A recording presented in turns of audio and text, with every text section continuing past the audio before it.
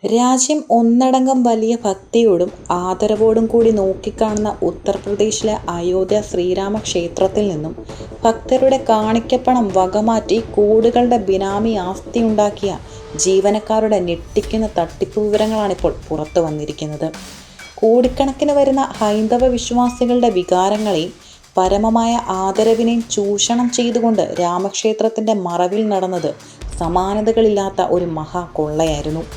നിലവിൽ 8 ജീവനക്കാരാണ് ഈ തട്ടിപ്പുമായി ബന്ധപ്പെട്ട് പോലീസിന്റെ പിടിയിലായിട്ടുള്ളതെങ്കിലും ഇതിന് പിന്നിൽ വലിയ സ്വാധീനമുള്ള വമ്പൻ സ്രാവുകൾക്കും പങ്കുണ്ടെന്ന ആരോപണം ഇപ്പോൾ ശക്തമായിരിക്കുകയാണ്.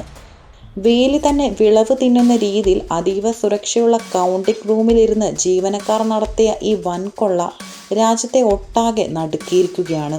അയോധ്യ രാമക്ഷേത്രത്തിലേക്ക് പ്രതിദിനം ലക്ഷക്കണക്കിന് ഭക്തരാണ് ലോകത്തിന്റെ വിവിധ കോണുകളിൽ നിന്നും ഒഴുകിയെത്തുന്നത്. ഇവർ സമർപ്പിക്കുന്ന കോടിക്കണക്കിന് രൂപയുടെ പണവും സ്വർണവും കൃത്യമായി എണ്ണി തിട്ടപ്പെടുത്താൻ നിയോഗിക്കപ്പെട്ടവരായിരുന്നു ഈ 8 ജീവനക്കാർ. എന്നാൽ ഈ ഉത്തരവാദിത്തത്തെ മറയാക്കി കാണിക്ക വഞ്ചികളിൽ നിന്നും പ്രതിദിനം വലിയൊരു തുക ഇവർ രഹസ്യമായി തട്ടിയെടുക്കുകയായിരുന്നു. വളരെ ചുരുങ്ങിയ കാലയളവിനുള്ളിൽ ഈ സാധാരണക്കാരായ ജീവനക്കാരുടെ ആസ്തിയിലാണ് അവിശ്വസനീയമായ വർധനവുണ്ടായത്. പലരുടെയും ആസ്തിയിൽ 100 ഇരട്ടിയോളം വർധനവുണ്ടായതായി ബന്ധപ്പെട്ട വൃത്തങ്ങളെ ഉദ്ധരിച്ച് പ്രമുഖ മാധ്യമങ്ങൾ റിപ്പോർട്ട് ചെയ്യുന്നു. ഒരു സാധാരണ ജീവനക്കാരന് ചിന്തിക്കാൻ പോലും കഴിയാത്ത വിധം ചുരുങ്ങിയ നാളുകൾ കൊണ്ടാണ് ഇവർ കോടീശ്വരന്മാരായി മാറിയത്. ഭക്തർ സമർപ്പിച്ച തുക മുക്കി പ്രതികൾ അയോധ്യയിലും പരിസര പ്രദേശങ്ങളിലും ബിനാമി പേരുകളിൽ ഏക്കറുകണക്കിന് ഭൂമിയും വലിയ ആഡംബര ഹോട്ടലുകളും വാങ്ങിക്കൂട്ടിയതായാണ് അന്വേഷണ ഏജൻസികൾ കണ്ടെത്തിയിരിക്കുന്നത്. പ്രാഥമിക നിഗമനമനുസരിച്ച് ഏതാണ്ട് 7.75 കോടി രൂപയോളം ഇവർ ക്ഷേത്രത്തിൽ നിന്നും തട്ടിയെടുത്തിട്ടുണ്ട്. നിലവിൽ പ്രതികളിൽ നിന്നും വെറും 80 ലക്ഷം രൂപ മാത്രമാണ് പോലീസിന് വീണ്ടെടുക്കാൻ കഴിഞ്ഞിട്ടുള്ളതും. ബാക്കി തുക എങ്ങോട്ടേക്കാണ് വകമാറ്റിയതെന്നതിനെക്കുറിച്ചുള്ള അന്വേഷണം ഊർജിതമായി തുടരുകയാണ്. എല്ലാം അതീവ രഹസ്യമായും സുഗമമായി മുന്നോട്ട് പോകുന്നതിനിടയിലാണ് പ്രതികൾക്കിടയിൽ അമിത ആർത്തി മൂലം വിള്ളലുകൾ വീണത്.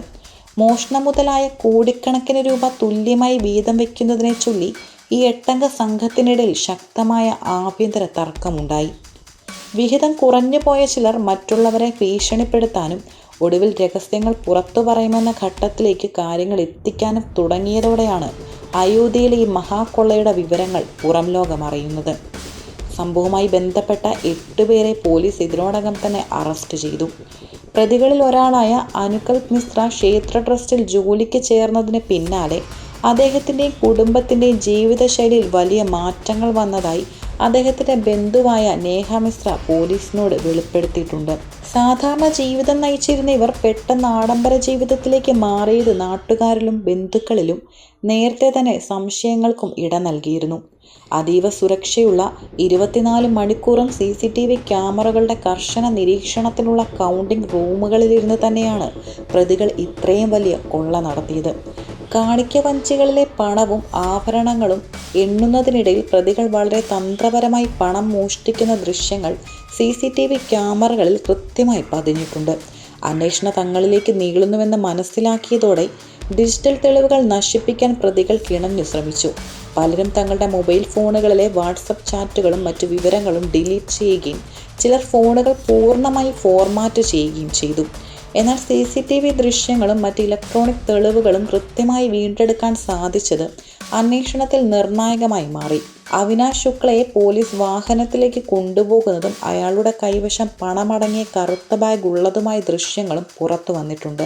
ബാബറി മസ്ജിദ് തകർത്തയിടത്ത് വർഷങ്ങൾ നീണ്ട നിയമയുദ്ധത്തിനൊടുവിൽ ഹിന്ദു വിഭാഗത്തിന് അനുവദിച്ചു കിട്ടിയ ഭൂമിയിൽ പടുത്തുയർത്തിയ വമ്പൻ ക്ഷേത്രത്തിലാണ് ഈ വൻ തട്ടിപ്പ് നടന്നിരിക്കുന്നത്. ക്ഷേത്രത്തിൻ്റെ തറക്കല്ലിടൽ മുതൽ പ്രാണപ്രതിഷ്ഠയിലും ധ്വജാരോഹണത്തിലും വരെ പ്രധാനമന്ത്രി നരേന്ദ്രമോദി നേരിട്ടെത്തി കാർമ്മികത്വം വഹിച്ചു. BJPയും RSSഉം VHPയും ഉൾപ്പെടെയുള്ള ഹിന്ദുത്വ സംഘടനകൾ രാഷ്ട്രീയമായും സാമൂഹികമായും വലിയ നേട്ടമുണ്ടാക്കിയ ക്ഷേത്ര പദ്ധതിയാണിത്. അങ്ങനെയുള്ളൊരു സുപ്രധാന ക്ഷേത്രത്തിലാണിപ്പോൾ സംഭാവന തട്ടിപ്പ് നടന്നിരിക്കുന്നത്. ഈ സംഭവം രാമക്ഷേത്ര ട്രസ്റ്റിനെയും സുരക്ഷാ വിഭാഗത്തെയും ഒരുപോലെ പ്രതിക്കൂട്ടിലാക്കുന്നുമുണ്ട്.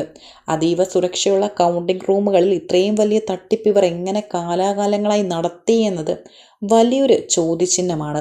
സംഭവത്തിൽ ഉന്നത ഉദ്യോഗസ്ഥർക്കോ സുരക്ഷാ ജീവനക്കാർക്കോ പങ്കുണ്ടോ എന്ന കാര്യവും അന്വേഷണ പരിധിയിലാണ്. ക്ഷേത്രത്തിലെ സുരക്ഷാ ക്രമീകരണങ്ങളെക്കുറിച്ചും കൺട്രോൾ റൂം ഇൻചാർജിൻ്റെയും സുരക്ഷാ ഉദ്യോഗസ്ഥരുടെയും വീഴ്ചകളെക്കുറിച്ചും ഇപ്പോൾ ഗൗരവകരമായ വകുപ്പുതല അന്വേഷണം നടക്കുന്നുമുണ്ട്. അതേസമയം ഈ തട്ടിപ്പ് വിവരം ശ്രീരാമ ജന്മഭൂമി തീർത്ഥക്ഷേത്ര ട്രസ്റ്റ് നേരത്തെ തന്നെ അറിഞ്ഞിരുന്നതായാണ് പുതിയ വിവരങ്ങൾ സൂചിപ്പിക്കുന്നത്. ക്ഷേത്രത്തിലെ ധനസമാഹരണത്തിൽ ക്രമക്കേട് നടന്ന വിവരം പുറം ലോകം അറിയുന്നതിന് ദിവസങ്ങൾക്ക് മുമ്പ് തന്നെ ട്രസ്റ്റ് ജനറൽ സെക്രട്ടറി ചബത് റായിയുടെ നിർദ്ദേശപ്രകാരം ജൂൺ 5 പോലീസ് പ്രതികളിൽ ഒരാളായ അവിനാശ് ശുക്ലയുടെ വീട്ടിൽ പരിശോധന നടത്തിയിരുന്നു. ഈ പരിശോധനയിൽ വലിയൊരു തുക കണ്ടെത്തിയെങ്കിലും ആ സമയത്ത് ട്രസ്റ്റ് ഔദ്യോഗികമായി പോലീസിൽ പരാതി നൽകാൻ തയ്യാറായിരുന്നില്ല.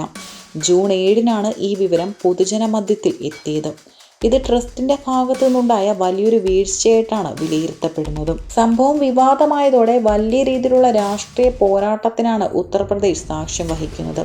ഉത്തർപ്രദേശ് മുഖ്യമന്ത്രി യോഗി ആദിത്യനാഥ് അയോധ്യയിൽ നിരന്തരം സന്ദർശനം നടത്തിയിട്ടും ക്ഷേത്രത്തിനുള്ളിൽ ഇത്തരമൊരു കൊള്ള നടന്നത് തിരിച്ചറിയാൻ സർക്കാരിന് കഴിഞ്ഞില്ലെന്ന് സമാജ്വാദി പാർട്ടി അധ്യക്ഷൻ അഖിലേഷ് യാദവ് പരിഹസിച്ചു. എന്നാൽ ഭക്തർക്ക് നേരെ വെടിയുതിർത്ത ചരിത്രമുള്ളവർ ഇപ്പോൾ അയോധ്യയെക്കുറിച്ച് ആശങ്കപ്പെടേണ്ടതില്ലെന്ന് യോഗി ആദിത്യനാഥ് ശക്തമായി തിരിച്ചടിച്ചു. വിവാദങ്ങൾ കൊഴുക്കുന്നതിനിടയിൽ കടുത്ത സമ്മർദ്ദത്തെ തുടർന്ന് ട്രസ്റ്റ് ഭാരവാഹികളായ ചബത് റായിയും അനിൽ മിശ്രയും തങ്ങളുടെ സ്ഥാനങ്ങൾ രാജിവെച്ചു. വരാനിരിക്കുന്ന നിയമസഭാ തിരഞ്ഞെടുപ്പ് മുന്നിൽ കണ്ട് ഈ വിഷയത്തെ രാഷ്ട്രീയവൽക്കരിക്കാനാണ് പ്രതിപക്ഷം ശ്രമിക്കുന്നതെന്നാണ് വിശ്വഹിത് പരിഷത്ത് ആരോപിക്കുന്നത്. വരും ദിവസങ്ങളിൽ ചേരുന്ന ട്രസ്റ്റ് യോഗത്തിൽ പുതിയ ജനറൽ സെക്രട്ടറി തിരഞ്ഞെടുക്കുമെന്നാണ് സൂചനയും. അയോധ്യ ശ്രീരാമക്ഷേത്രം എന്നത് കേവലം ഒരു ആരാധനാലയം മാത്രമല്ല, മറിച്ച് രാജ്യത്തെ കോടിക്കണക്കിന് മനുഷ്യരുടെ വിശ്വാസത്തിന്റെയും ചരിത്രത്തിന്റെയും പ്രതീകമാണ്. തങ്ങളുടെ സമ്പാദ്യത്തിൽ നിന്നും ഒരു വിഹിതം ഒരു പുണ്യഭൂമിയിലേക്ക് സമർപ്പിക്കുന്ന സാധാരണക്കാരായ ഭക്തരെയാണ് ഈ ജീവനക്കാർ വഞ്ചിച്ചിരിക്കുന്നത്.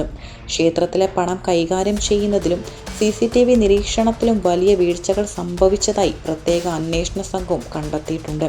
ഈ കേസിൽ കേവലം സാധാരണക്കാരായ ജീവനക്കാരെ മാത്രം പ്രതികളാക്കി യഥാർത്ഥ സൂത്രധാരന്മാരെ രക്ഷപ്പെടുത്താൻ ശ്രമിക്കരുതെന്നാണ് പൊതുവികാരം. അന്വേഷണം കൂടുതൽ ശക്തമാക്കി തട്ടിപ്പ് നടത്തിയ മുഴുവൻ തുകയും തിരിച്ചുപിടിക്കുകയും കുറ്റവാളികൾക്ക് മാതൃകാപരമായ ശിക്ഷ ഉറപ്പാക്കുകയും ചെയ്താൽ മാത്രമേ തകർക്കപ്പെട്ട ഭക്തജനങ്ങളുടെ വിശ്വാസം വീണ്ടെടുക്കാൻ കഴിയുകയുള്ളൂ.